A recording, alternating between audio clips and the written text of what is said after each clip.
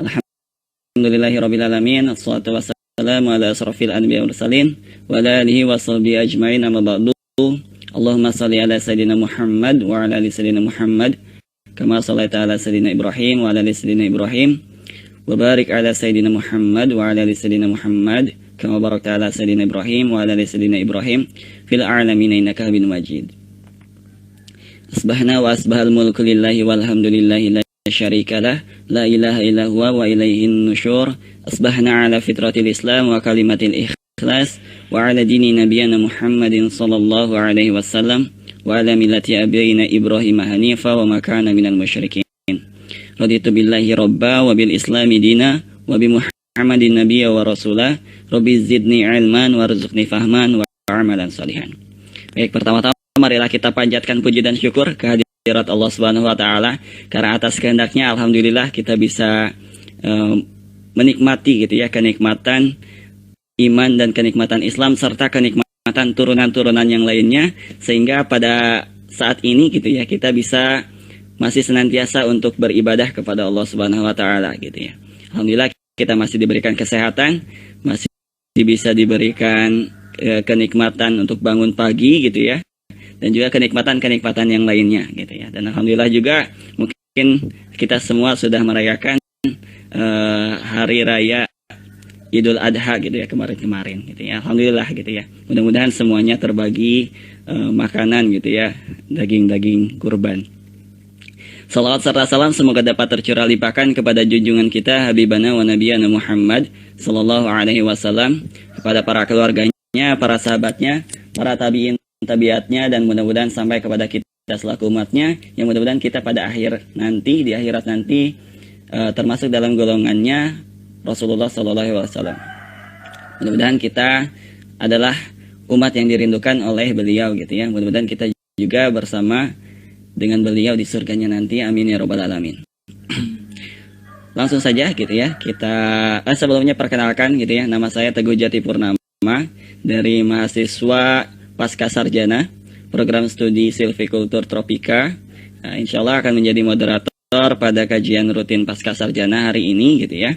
Dan alhamdulillah juga pembicara kita sudah hadir pada hari ini gitu ya, Mbak Khairun Nisa dari mahasiswa Pasca Sarjana Program Studi Statistika Terapan ya Mbak ya.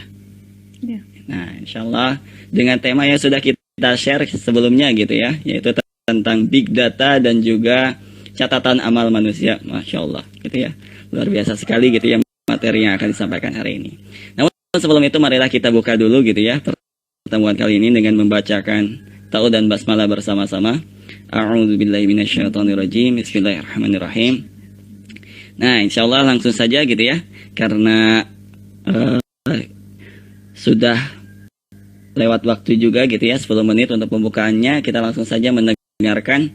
Dan bagi teman-teman gitu ya, bagi saudara sekalian, kalau misalkan ada yang mau bertanya bisa dapat langsung menyampaikannya di komentar. Nanti insya Allah akan kami kami rampung gitu ya, dan akan langsung dijawab oleh pematerinya nanti gitu ya. Mungkin itu saja. Selanjutnya saya serahkan kepada Mbak Nisa. Mangga Mbak, dipersilahkan. Terima kasih kepada Teguh yang sudah menjadi moderator pada pagi hari ini. Bismillahirrahmanirrahim. Jadi ini cuma sharing aja ya, sharing tentang tulisan yang dulu pernah saya tulis di salah satu di blog saya gitu ya, tentang Big Data dan catatan amal manusia itu. Nah, saya juga teringat nasihat seorang senior guru saya waktu di Nurul Fikri gitu ya, bahwa beliau mengatakan bahwa seseorang yang semakin mengenal ilmu itu maka akan semakin mengenal Allah kayak gitu. Jadi dari situ saya mengambil kesimpulan gitu, ketika kita semakin belajar, semakin banyak belajar mengenal ilmu tuh sudah seharusnya kita semakin mengenal Allah kayak gitu.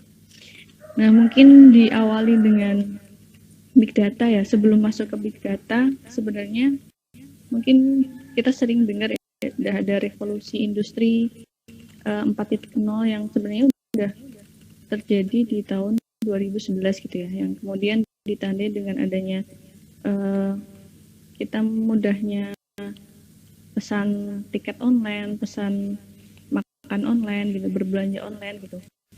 Dan sampai di pandemi ini gitu ya, tahun 2020 tuh semakin kerasa gitu ya. Tren digital itu semakin semakin menguat gitu ya. Sekolah online, rapat online dan lain-lain kayak gitu.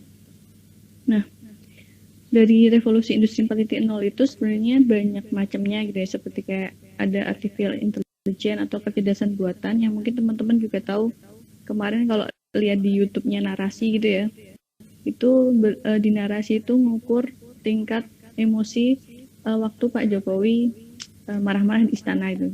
Jadi cukup dengan menganalisis wajah gitu ya, itu bisa ketahuan tingkat emosinya seberapa besar ya gitu. Nah, kemudian ada juga big data. Nah, di sini saya mau bahas big data ini ya, salah satu dari tren digital di revolusi industri 4.0 kayak gitu. Nah, di big data sendiri itu kenapa sih disebut big data gitu ya? Secara dari bahasanya itu udah terlihat bahwa big data itu ada data yang besar gitu ya, data yang besar yang udah nggak cukup gitu kemampuan yang dulu mungkin kalau kita masih ngalamin masa disket gitu ya, disket kemudian flash disk, dan sekarang flash disk semakin tipis kayak gitu ya, yang giganya semakin banyak. Nah, itu salah satu bukti adanya big data gitu ya, yang kemudian semakin hari itu semakin besar data itu, semakin demi seperti ini tuh ya banjir datanya luar biasa, karena hampir semua orang di seluruh dunia itu menggunakan online semua kayak gitu. Nah, di sini di big data itu ada 5V gitu ya yang menjadi karakteristik ya. Yang pertama ada volume, di mana volume ini adalah tentang menjelaskan tentang ukuran data yang besar gitu ya. Volume itu tentang ukuran data yang besar, dan semakin hari itu semakin besar gitu. Kemudian kayak contohnya lah, kayak misalkan kita chat WA gitu ya. Chat WA kita aja per hari mungkin udah ratusan gitu ya per hari, atau mungkin ribuan. Itu baru satu HP gitu ya. Bayangkan kalau se-Indonesia aja itu udah berapa puluhan juta data chat WA kayak gitu, dan itu bisa dianalisis gitu ya. Misalkan Teguh nih, dia WA-nya sukanya jam berapa aja gitu, sama siapa aja, ngomongin apa, itu deh bisa dianalisis. Cepatnya data gitu ya, cepatnya data yang cepat sekali berubah gitu, entah tipenya, entah variabelnya, kayak misalkan dulu jadi berkembang terus gitu. Kemudian ada juga variety gitu, yang dimana data itu punya karakteristik gitu ya, variabelnya itu macam-macam gitu ya. Ada data yang terstruktur, ada yang nggak terstruktur. Nah, itu nanti beda lagi analisisnya kayak gitu. Kemudian di sini ada juga value. Jadi data itu akan memiliki nilai yang tinggi gitu ya apabila diolah dan dianalisis dengan tepat kayak gitu. Ya, mungkin teman-teman juga sering dengar istilah data is the new oil kayak gitu ya, atau data is the new soil kayak gitu. Jadi emang sebegitu berharganya data ketika bisa diolah dan dianalisis dengan tepat kayak gitu. Kayak misalnya di kasus kebocoran data ya dari salah satu customer di salah satu situs belanja online lah kayak gitu. Nah, itu kebocoran data itu sangat bahaya juga. Nah, makanya di sini ada veracity yang terakhir, yaitu data ini selain itu memiliki kerentanan dan sisi keakuratan, kevalitan itu harus hati-hati ya, karena tadi privasi kita jadi tidak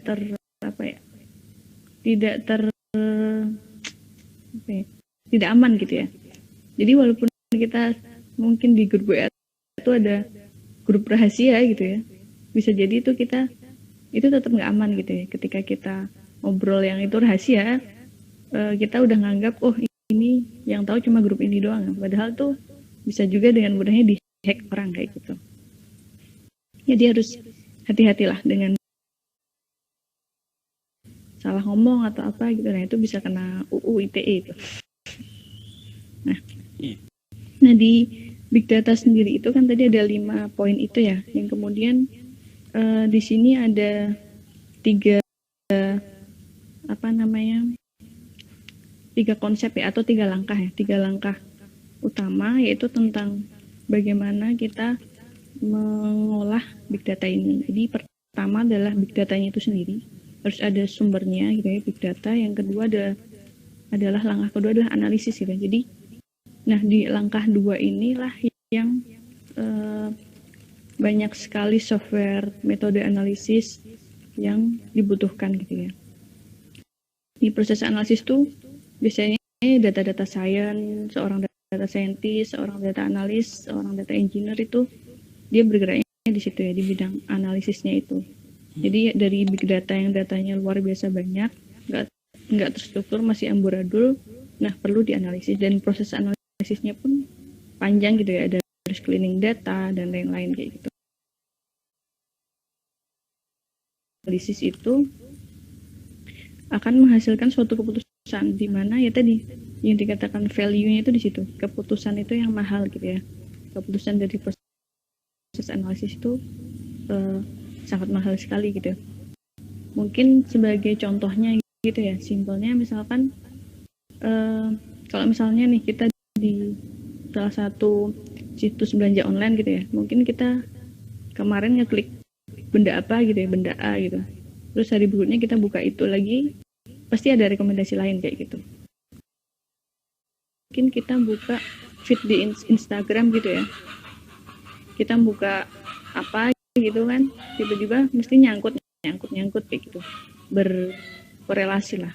YouTube pun juga kayak gitu, kita buka YouTube channel ini mesti nanti direkomendasikannya ini kayak gitu. Nah itu salah satu teknik dari big data juga kayak gitu. Jadi memang mahal nanti ketika sudah ada keputusan, dan itu udah terutama di bidang bisnis sih sudah banyak banget yang menerapkan ini gitu ya. Dan itu nggak main-main sih gajinya seorang data scientist kayak itu, bisa puluhan juta mungkin. Karena emang ya itu tadi mahalnya sebuah keputusan biar tepat kayak gitu. Jadi misalkan Indomie di deket dengan sampo, jarang kan biasanya kayak gitu. Iya.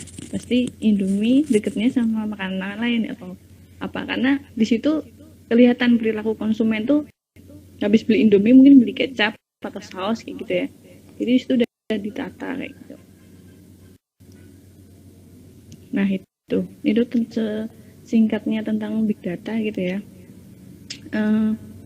Yang mungkin sebenarnya kalau kita baca, jadi ini masih apa ya, masih dasar banget sih, masih tentang definisi big data gitu ya.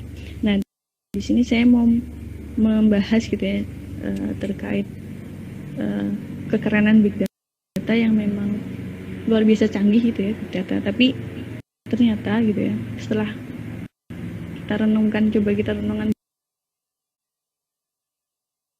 apa kira-kira, yaitu itu tadi adalah catatan amal kita gitu. Masya Allah.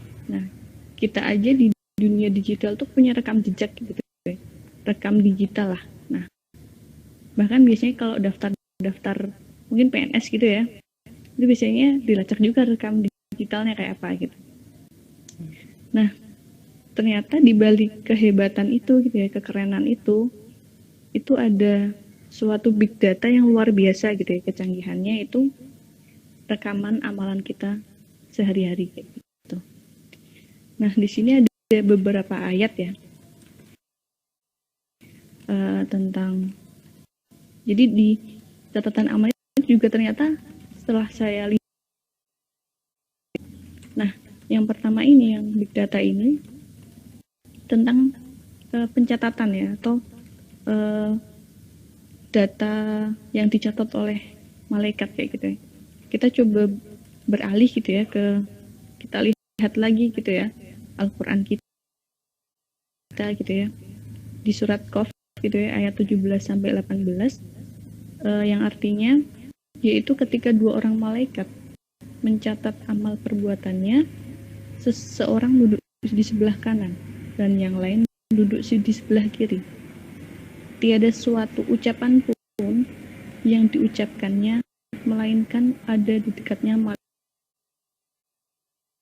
di samping kanan kiri kita gitu ya, sudah ada malaikat raqib dan atid yang mencatat amal baik dan amal buruk kayak gitu. Nah, dan di sini dikatakan juga gitu ya bahwa malaikat pengawas ini tuh selalu hadir gitu. Jadi 24 jam, bayangin 24 jam. Kalau mungkin di WhatsApp gitu ya, kita online mungkin jam 7 sampai jam 9 malam gitu ya. Tapi kalau malaikat ini 24 jam gitu, nggak pernah ninggalin kita, baterainya tuh nggak pernah habis gitu ya. Jadi luar biasa gitu. Bahkan Al-Hasan Al-Basri gitu ya, setelah membaca ayat ini tuh beliau mengatakan bahwa semuanya akan dicatat gitu ya dalam catatan amalmu, dan itu akan bersamamu di lehermu hingga engkau dikubur sampai keluar untuk dihisab pada hari kiamat kayak gitu. Jadi beliau mengatakan bahwa catatan itu gitu akan selamanya di leher kita gitu ya. Yang kemudian itu baru akan lepas gitu ya, akan hilang.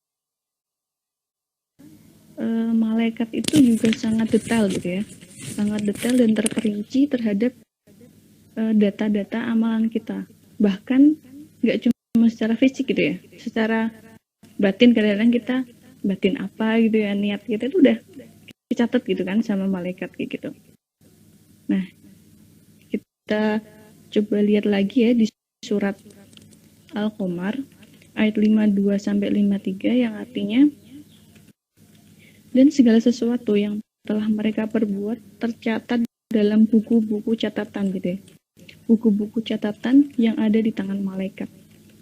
Dan segala urusan yang kecil maupun yang besar adalah tertulis gitu. Jadi di surat Al-Qamar itu dijelaskan juga bahwa semua perbuatan kita itu tercatat dalam buku-buku. Jadi ada buku-buku catatan gitu ya, buku-buku catatan yang itu nggak cuma urusan kecil gitu ya, tapi ternyata urusan kecil besar semua itu tertulis gitu. Nggak ada yang surat Al-Kahfi ya ayat 49 itu juga ditegaskan lagi bahwa melainkan ia mencatat semua gitu ya. Jadi overall itu dicatat kita lagi sekecil apapun lah kayak gitu. Bahkan mungkin kita menyingkirkan batu atau ranting dari jalan gitu ya, itu dicatat juga, makanya ada hadisnya juga kayak gitu kan. Iya. Mungkin kalau di analisis big data ya kayak gitu nggak penting gitu kan, hal-hal yang kayak gitu tuh nggak perlu dimasukkan analisis karena nggak penting kayak gitu. Nah itu yang big datanya ya. Nah kemudian selanjutnya adalah langkah analisis. Nah ternyata di dalam Al-Quran itu juga dijelaskan gitu ya tentang analisis ini, tapi bukan analisis secara ini ya, secara jelas-jelas analisis tuh enggak gitu. Justru lebih kerennya adalah langsung udah visualisasi, jadi kayak udah presentasi hasilnya gitu, presentasi hasil, visualisasi datanya tuh udah ada gitu ya. Nah kan tadi big datanya itu disimpan dalam sebuah kitab tadi ya, tadi nanti itu di analisisnya ini adalah artinya adalah di visualisasikan gitu ya data kita, data amalan kita. Nah ini ada di surat Al-Jasiyat ya ayat 28 yang artinya, dan pada hari itu kamu lihat tiap-tiap umat berlutut. Tiap-tiap umat dipanggil untuk melihat buku catatan amalnya. Pada hari itu kamu diberikan balasan terhadap apa yang telah kamu kerjakan. Dan juga di surat Al-Isra gitu ya ayat 13 dan 14 yang artinya, bacalah kitabmu, cukuplah dirimu sendiri pada waktu ini sebagai penghisap terhadapmu. Jadi ini sangat mengingatkan kita kembali gitu. Jadi di surat Al-Isra itu dijelaskan bahwa nanti gitu ya, kita tuh suruh buka sendiri bukunya gitu ya, kemudian dibaca sendiri, dan kita suruh, ya cukuplah diri kita yang tahu gitu ya, apa yang telah kita perbuat selama di dunia gitu ya, yang kemudian di buku itu sudah terang. Nah, dan di dalam proses analisis itu ya, dalam visualisasi hasil analisis itu pun nggak ada error sedikit pun kayak gitu ya, nggak ada error sedikit pun. Padahal dalam analisis statistika apapun ya, big data atau apapun gitu, mau secanggih apa softwarenya gitu ya, semahal apa lisensinya gitu, kemudian sekeren apa metode analisisnya, itu pasti ada errornya. Nggak mungkin nggak ada errornya. Nah, jadi itu tadi tentang analisis yang kemudian sudah divisualisasikan gitu ya dalam buku-buku kita, yang kemudian nanti kita disuruh buka gitu ya, hasil visualisasinya kita lihat seperti apa kayak gitu. Nah, kemudian yang ketiga tadi tentang keputusan, sama ya halnya kayak tadi yang big data tuh dia punya keputusan terakhir, adalah keputusan yang harus diambil dan apa yang harus dilakukan kayak gitu. Nah, bedanya di sini keputusan, kalau kita lihat gitu ya, keputusannya mengulangi kembali gitu ya. Kalau di analisis big data kan kita biasanya misalkan hasil keputusannya itu misalkan melakukan perilaku A gitu ya, memutuskan keputusan A. Kemudian misalkan hasilnya jelek gitu ya, kita bisa ambil keputusan lain gitu ya, keputusan B, atau mungkin kembali ke belakang untuk mengganti metode kayak gitu. Kita masih bisa kayak gitu untuk merubah proses kayak gitu. Nah, kalau di sini kita udah nggak bisa, udah keputusan final, udah stuck kayak gitu. Nggak bisa kita balik lagi ke dunia gitu ya. Makanya kan ada ayat atau hadis yang saya lupa, yang ada orang yang dikubur yang dia ingin dikembalikan 1 hari saja gitu ya ke dunia hanya untuk beribadah kayak gitu. Nah, di sini keputusan di sini hanya ada 2 gitu ya. Keputusan di sini hanya ada 2, yaitu antara surga dan neraka kayak gitu. Nah, di surat Al-Insyiqaq kayak gitu ya, ayat 7 sampai dengan 9 dikatakan bahwa ada pun orang yang diberikan kitabnya dari sebelah kanannya gitu, maka sama beriman dengan gembira. Jadi ini adalah keputusan pertama gitu ya, ketika seseorang itu kemudian bahkan di sini dikatakan di tafsirnya gitu ya, wajahnya seperti bulan purnama gitu ya, yang kemudian mereka wajahnya akan ceria, hatinya akan gembira kayak gitu. Nah, kemudian bagaimana yang di sebelah kirinya gitu ya. Nah, yang di sebelah kirinya itu dijelaskan di surat Al-Haqqah kayak gitu ya, ayat 25 sampai 29, yang artinya adapun orang yang diberikan kepadanya kiranya tidak diberikan kepadaku kitab ini, dan aku tidak mengetahui apa hisab terhadap diriku. Wahai kiranya kematian itulah yang menyelesaikan segala sesuatu. Hartaku sekali-kali tidak memberi manfaat kepadaku. Telah hilang pula kekuasaan kepada diriku. Nah, di Al-Haqqah ini dijelaskan juga gimana seseorang yang menerima catatan amalnya sebelah kirinya. Artinya dia adalah orang-orang yang lalai gitu ya, lalai terhadap kehidupan di dunia.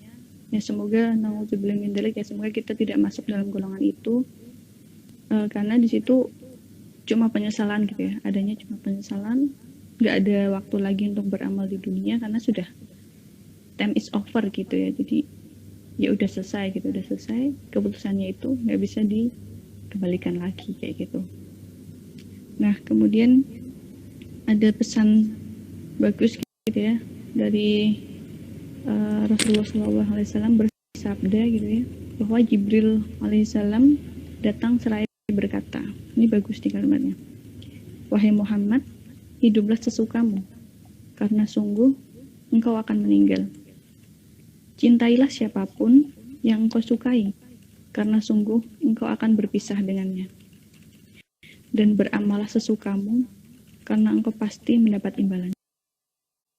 Nasihat ya buat kita semua untuk mengingat kembali gitu aja, jadi sharing aja, mengingat kembali tentang ternyata ada teknologi yang luar biasa canggih gitu ya, melebihi kecanggihan big data, yaitu teknologinya Allah gitu, dalam tanda kutip gitu ya, yang itu membuat kita semakin ingat sama Allah, semakin dekat sama Allah. Karena memang ya tadi yang dibilang di awal gitu ya, dari seseorang itu ketika semakin dekat dengan ilmu, semakin banyak belajar, sudah sepantasnya gitu ya, sudah kewajibannya untuk semakin dekat dengan Allah ya, karena ya hubungannya udah korelasi positif sih sebenarnya, itu udah korelasinya satu gitu ya. Jadi ketika kok malah berbanding terbalik, itu berarti ada yang salah kayak gitu.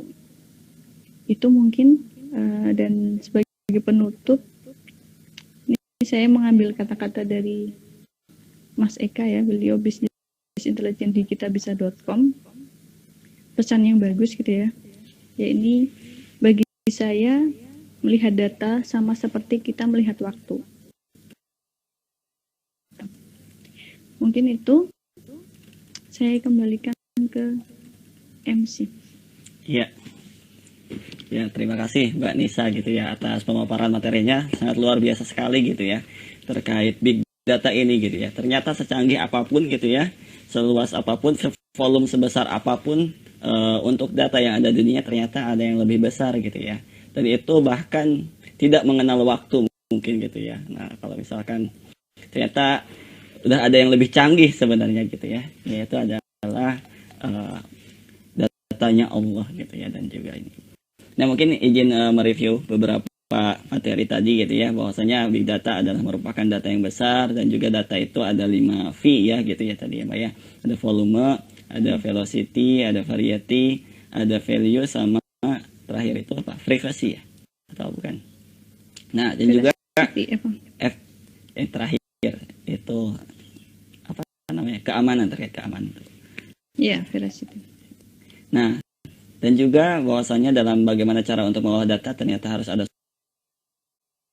dan amal kita juga berlaku hal yang sama gitu ya, bahwasanya ada data-data kita yang mungkin sekarang gitu ya kita sedang mengumpulkan data-data kita nih gitu ya, dan nantinya akan ada apa namanya tuh, analisis atau visualisasi dan juga keputusannya gitu ya, bahwasanya nanti di akhir kita itu akan masuk kemana gitu ya, antara surga dan neraka. Pilihannya ada dua, hanya dua gitu ya, tidak ada yang di tengah-tengah. Mudah-mudahan kita semua termasuk yang ke dalam surga ya bersama, amin. Nah, mungkin izin ada yang mau bertanya nih Mbak gitu ya. Pertanyaan dari Kang Syahroni Batik gitu ya. Assalamualaikum. Waalaikumsalam. Nah, izin bertanya gitu ya, bagaimana caranya agar keputusan kita bisa tepat? Keputusan Gimana apa tuh ini? Mbak, keputusan decision. Nah, itu gimana Pak tuh? Gimana caranya agar keputusan kita itu bisa tepat? Mungkin secara statistik kasih ya. atau secara apa gitu. Iya, enggak. Terima kasih atas pertanyaannya ya. Sebenarnya ini pertanyaannya kurang lengkap ya. Keputusan tuh keputusan apa gitu ya? Keputusan kan banyak ya, keputusan hidup, keputusan statistik atau apa gitu ya. Nah, mungkin kalau di sini tadi saya bahas tentang keputusan ya. Mungkin kalau secara statistik dulu gitu ya. Jadi memang sebelum keputusan kan ada proses analisis gitu ya. Nah, di proses analisis ini jadi keputusan bisnis. Oke, keputusan bisnis. Ya, keputusan bisnis, ketepatan itu memang tergantung metodenya ya. Jadi misalkan ya, dan tergantung juga kita ranahnya di mana gitu ya.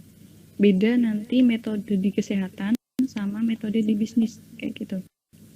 Jadi ketika misalkan di bisnis itu jadi nanti teman-teman harus tahu dulu gitu ya, metode apa yang biasanya digunakan di analisis big data di bidang bisnis ini kayak gitu ya. Sebenarnya udah banyak ya metode-metodenya kayak gitu ya. Misalkan kayak simpelnya, kalau kemarin sih dulu pernah dapat tugas gitu ya, tugas kuliah gitu ya, tentang analisis seseorang itu pindah apa namanya itu Kalau nomor operator maksudnya. Nah, jadi kemarin itu tugas kuliahnya analisis tentang pola konsumen yang dia pindah operator nggak dari Telkomsel ke A gitu ya. Jadi itu ada salah satu data dari apa namanya operator A gitu yang kemudian di situ ada data gitu ya, dia tuh pindah atau enggak gitu ya. Nah di situ apa gitu ya, tipe datanya kayak apa, apakah dia discrete, continue, atau yang lain kayak gitu. Nah dari lihat dari tipe data, kemudian yang kedua adalah lihat tujuannya gitu ya, tujuan analisisnya apa gitu ya. Misalkan kalau kita ingin meramalkan atau memprediksi bisa regresi atau forecasting kayak gitu. Jadi beda-beda ya, tergantung tujuan kita apa kayak gitu. Jadi pertama lihat tipe datanya, pola datanya kayak apa, yang kedua tujuannya gitu. Nah baru di situ kita bisa milih metode apa yang mau kita pakai kayak gitu. Dan di situ ada beberapa alternatif tuh ya, alternatif yang kita pakai. Jadi nggak cuma satu metode sih, biasanya banyak gitu ya. Nah untuk keputusan makanya biasanya kalau bisa jangan cuma pakai satu metode gitu. Kalau bisa lebih lah. Jadi biar nanti bisa buat bahan perbandingan gitu ya, perbandingan antara metode mana yang paling bagus kayak gitu. Nah setelah misalkan ada 3 metode nih, nah terus habis itu kan ada hasilnya tuh. Nah dari situ kita lihat mana yang kita ambil ini, kita putuskan mana yang kita ambil. Nah di situ dilihat gitu ya, dari macam-macam sih kriteria kebaikan sebuah model itu banyak macamnya. Misalkan errornya ya salah satunya. Nah itu error yang paling kecil yang mana? Nah itu yang kita ambil gitu deh. Kita ambil terus kita buat sebagai keputusan kayak gitu. Lagi-lagi memang semuanya pasti ada errornya gitu. Cuma kita mengambil mungkin itu. Mungkin itu ya Kang Syahroni gitu. Jadi kita harus melihat dulu menggunakan metode yang mana, terus tujuan disesuaikan dengan tujuan, dan juga lihat errornya. Oke, mudah-mudahan terjawab ya. Ada satu lagi Mbak gitu ya. Terima kasih atas pertanyaannya Kang Syahroni Batik gitu ya. Semoga bisnisnya lancar gitu ya. Berarti kan mau bisnis kan. Kalau misalkan nanya bisnis mah. Nah, ini ada dari pertanyaan dari Kang Hanif gitu ya. Bahwasanya apakah ketika mekanisme taubat menghapus juga dosa, dan analoginya dengan data gimana tuh? Nah, terus ditambahin lagi sama Pak Irfan gitu ya. Plus bonus pahalanya gitu. Sistem bonus pahala gimana tuh katanya? Ada bonus pahala. Bonus pahala dan penghapusan juga dosa ketika taubat. Nah, gitu, Mbak. Gimana tuh ada analoginya gitu ya. Analogi penghapusan ya. Kalau jelas ya, kalau di dalam catatan amal kita pasti kan Allah kan Maha Pengampun ya. Ketika kita memang sudah bertobat gitu, maka akan dihapuskan juga kayak gitu. Nah, kalau di Big Data sendiri gitu ya, itu memang dalam proses analisis itu ada beberapa proses ya. Salah satunya ada proses cleaning gitu ya. Cleaning itu istilahnya membersihkan noise yang nggak berguna gitu kan. Jadi memang di Big Data itu langkah pertama adalah memang cleaning dulu gitu ya. Jadi dihapus data-data yang emang itu nggak perlu gitu ya, nggak perlu dan sangat mengganggu untuk proses analisis. Mungkin analoginya seperti itu sih. Kalau bonus pahala, nah itu saya belum menemukan itu di proses analisis ya, karena memang kalau bonus pahala kan memang kayak misalnya pahala berlipat gitu kan ya, Allah banyak menjanjikan pahala berlipat kita gitu ya dengan amal-amal kita. Nah itu memang itu proses dia itu bisa berlipat ganda gitu ya. Yang ada sih mungkin gini ya, tadi ya dari misalkan bisnis tadi ya, kemudian kita udah dianalisis dengan proses analisis Big Data, kemudian punya keputusan. Nah biasanya keputusan itu akan meningkatkan gitu ya, meningkatkan performa bisnis gitu ya, atau biasanya meningkatkan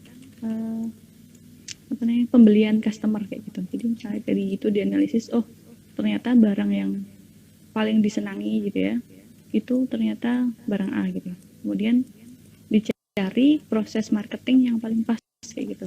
Nah itu prosesnya dianalisis dulu, kemudian diputuskan proses promosinya kayak apa. Misalkan promosi A yang terpilih kayak gitu. Nah itu nanti dilihat apakah ada peningkatan penjualan atau enggak kayak gitu. Jadi ya orientasinya duit lagi sih, maksudnya kalau bisnis kan orientasinya peningkatan apa namanya Keuntungan. penjualannya, peningkatan uangnya gitu ya. Nah kita juga bisa gitu pakai itu, misalnya yang kita punya bisnis, nah kita terapkan kayak gitu ya. Tapi ya lagi-lagi kita jangan terlena gitu ya, lama-lama peningkatan bisnis mungkin itu. Oke, terima kasih teh gitu ya. Mungkin itu ya Kang Hanif dan juga Pak Irfan gitu ya. Nah, kalau misalkan analogi saya mah kita ada apa namanya tuh, ada pensil, ada penghapus gitu ya. Kalau misalkan udah ini ternyata Allah punya penghapusnya gitu ya, jadi bisa dihapus lagi. Udah cukup segitu kalau analogi saya mah. Oke, masih ada pertanyaan lagi Mbak dari Pak Irfan gitu ya, terkait bagaimana menurut Mbak Nisa bagaimana memperbaiki masa lalu kita gitu ya. Tahapan sistemnya seperti apa nih gitu ya. Harus ngapain dulu gitu ya mungkin ketika kita mau memperbaiki masa lalu. Masya Allah.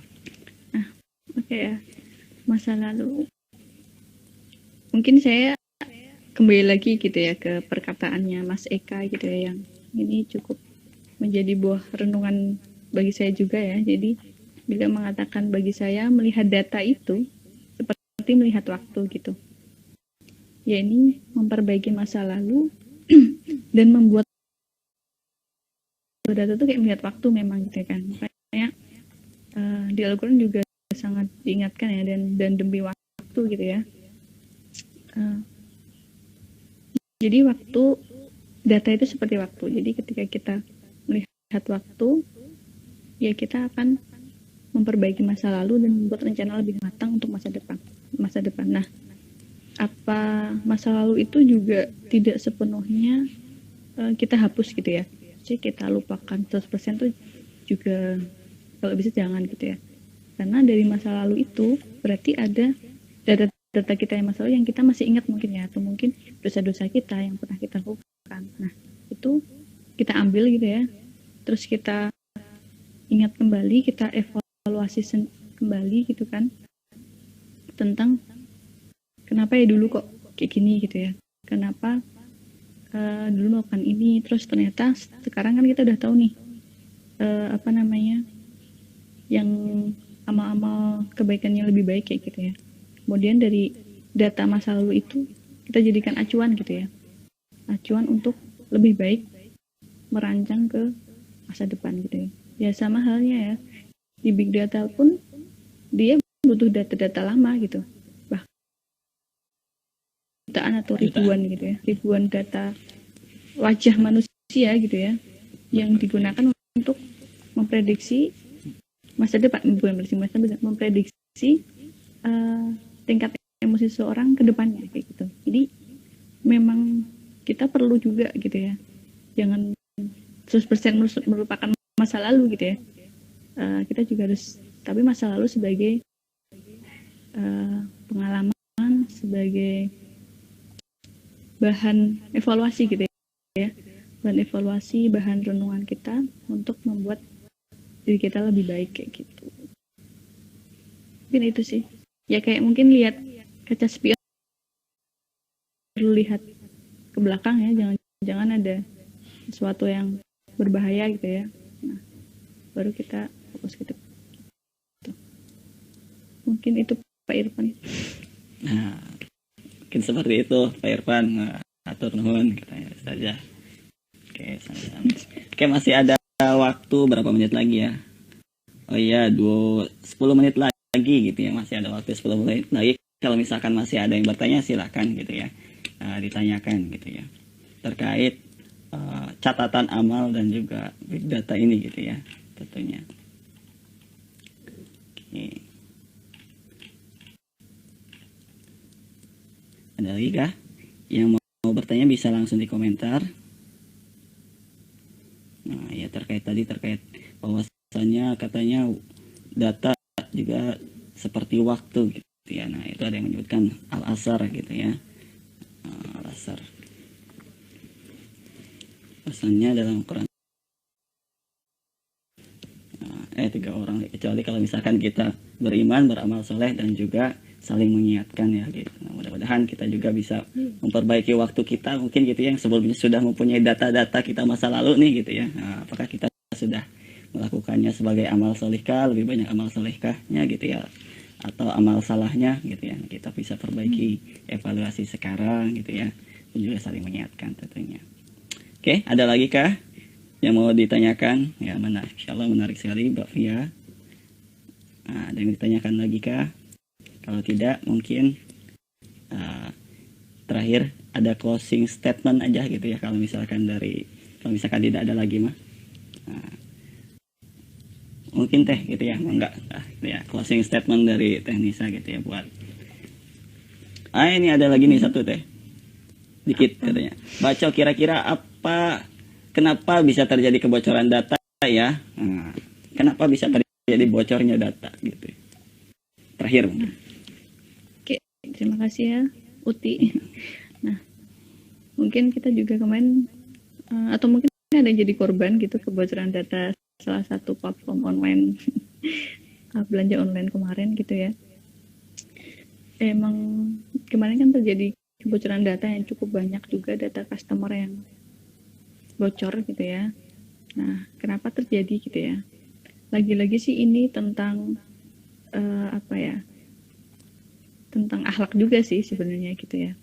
Jadi akhlak seseorang ketika memang bukan haknya gitu ya, kita ngambil gitu ya, ngambil tanpa izin gitu. Bahkan kan sudah sebenarnya anak kecil pun tahu gitu ya, ketika misalkan itu barangnya milik orang lain, kita ambil tanpa izin, itu namanya kan mencuri gitu ya. Sebenarnya kebocoran data ini juga curi online. Sekarang ada pencurian online. Nah, kenapa pertama itu ya? Pertama adalah ya akhlak tadi ya, akhlak yang nggak terpuji ya. Salah satunya mencuri. Yang kedua adalah obsesi duniawi sih kalau saya lihat gitu ya. Maksudnya gini, kenapa karena orang tuh udah tahu gitu ya, seberapa berharganya sebuah data gitu ya. Jadi ketika data itu nanti diambil gitu ya, dia kan ngambil dari data customer itu lumayan tuh, datanya itu kan ada data nomor HP ya biasanya, nomor HP, kemudian akun-akun, email. Nah, itu tuh juga bisa digunakan dia untuk bisnis dia juga kayak gitu. Dan itu dijual gitu. Data itu hanya dijual lagi ke pembisnis yang butuh data-data orang kayak gitu. Dan itu harganya juga nggak main-main kayak gitu. Harganya mahal banget kayak gitu. Dia lagi-lagi ya untuk kepentingan bisnis kayak gitu. Makanya sekarang kan semakin banjir data tuh juga terjadi juga perang data gitu sebenarnya. Kalau kemarin juga ada di TV, di YouTube gitu kan. Kalau teman-teman tahu TikTok itu juga ya. TikTok itu juga salah satu aplikasi yang ternyata mendunia gitu ya. Dan itu lagi-lagi memberhentikan TikTok itu gitu ya. TikTok terus juga ada juga kalau teman-teman masih ingat dulu itu yang wajah-wajah jadi tua itu loh itulah apa gitu ya. Nah itu kan juga sebenarnya kita tuh ngirim data gitu ya, ngirim data ke aplikasi itu gitu ya, dan kita nggak tahu itu wajah kita tuh dibuat iklan di mana gitu ya, mungkin yang wajahnya ganteng-ganteng cantik-cantik gitu dijual jadi iklan di luar negeri atau di mana gitu, kita nggak tahu gitu. Jadi memang kebocoran data terjadi karena yang pertama ya tadi akhlak seseorang, nanti tata krama seseorang gitu. Kemudian yang kedua itu tadi obsesi untuk meningkatkan bisnisnya, karena memang data itu mahal banget gitu harganya gitu. Ketika udah dapat data-data, nah itu mereka senang banget, itu bisa diolah-olah gitu, dianalisis sebanyak mungkin. Jadi akhirnya dia bisa tahu, oh bisnisku berarti di sini nih, cocoknya kasih ke anak ini, bisnis ini cocoknya kasih ke anak-anak ini kayak gitu. Itu sih. Dan ya kita makanya dari situ kita belajar untuk lebih hati-hati ya dalam bermedsos. Terus kemudian jangan asal masuk login aja gitu ya, kalau kita nggak ngerti itu login bikin akun-akun apa nggak jelas. Nah itu kalau bisa dilihat dulu gitu keamanannya ada apa enggak kayak gitu. Itu mungkin Ya, siap. Terima kasih gitu ya jawabannya Teh Nisa. Nah ini Mbak Fia nanya juga sebenarnya, tapi karena waktunya bentar lagi habis ya Teh ya, nanti di ya. secara pribadi mungkin ya. Nah mungkin Mbak sekaligus menjadi penutup, closing statement dari Mbak Nisa gitu ya, untuk menjalani kita selama 1 minggu ke depan mungkin gitu ya, barangkali jadi semangat. Ya, jangan lupa untuk kita memperkaya data gitu, data-data kebaikan kita, supaya nanti ketika kita dibukakan kitab kita gitu ya, buku-buku catatan kita tuh kita bahagia gitu, bukan lagi menyesal dan sedih gitu ya, tapi kita bahagia. Dan ya dengan cara apa ya, perbanyaklah data-data amalan kita sebanyak mungkin dan sebaik mungkin gitu ya. Jangan sampai kita terlena dengan kita pusing dengan data penelitian kita ya, belum ketemu atau belum selesai gitu. Tapi kita jadi terlupa gitu dengan data-data amalan kita, ternyata ya data kita masih corak marut kayak gitu. Mungkin itu sih. Oke. Terima kasih, saya kembalikan ke Kang Teguh. Iya, kurangi data-data keburukan kita, perbanyak amal solih, kurangi amal salah gitu ya. Mudah-mudahan kita sama-sama tambah semangat gitu ya dengan kualitas data-data kita yang terbaik nantinya ketika ditagih gitu ya, diserahkan kepada dipertanggungjawabkan nanti gitu ya. Oke, sebelumnya terima kasih pada Teh Nisa gitu ya untuk kajian hari ini, sangat luar biasa sekali materinya hari ini gitu ya. Dan juga terima kasih pada saudara-saudara semua, Kang Teteh semua gitu ya, para pemirsa Himpas IPB University. Nantikan lagi gitu ya kajian berikutnya, insya Allah mungkin ya pekan depan akan ada lagi, nanti akan ada infonya kembali gitu ya. Dan juga jangan sampai lupa untuk terus selalu ikutin postingan-postingan dari akun kami gitu ya. Oke, sekali lagi terima kasih Mbak Nisa dan juga semuanya gitu ya. Saya Teguh Jati Purnama gitu ya, pamit undur diri gitu ya. Kesalahan dari kita pribadi gitu ya. Mungkin kita sebelum selesai kita cukupkan dengan membaca hamdalah bersama-sama. Alhamdulillahirrahmanirrahim. Dan juga ditutup dengan doa kifaratul majlis. Subhanaka Allahumma wa bihamdika asyhadu an la ilaha illa